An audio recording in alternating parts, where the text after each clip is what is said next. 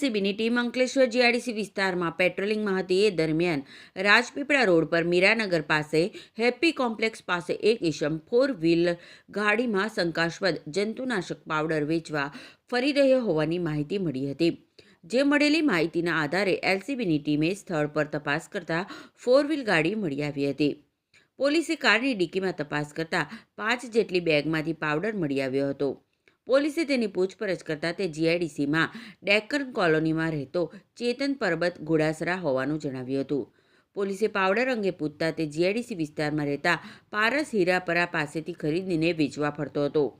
પોલીસે પારસ હીરાપરાની અટકાયત કરી તેની પૂછપરછ કરતા ફ્લોનિકામાઇડ પાવડર છે અને ખેતીવાડીમાં જંતુનાશક તરીકે ઉપયોગ થતો હોવાનું જણાવ્યું હતું. એલસીબી પોલીસે ₹7,00,000નો 100 કિલોગ્રામ ફ્લોનિકામાઇડ મટીરિયલ, 10 લાખની 4 વ્હીલ ગાડી અને એક મોબાઈલ મળી કુલ ₹17,10,000નો મુદ્દામાલ જપ્ત કરી તેઓ વિરુદ્ધ જીઆઈડીસી પોલીસ મથકમાં ફરિયાદ દર્જ કરાવી હતી.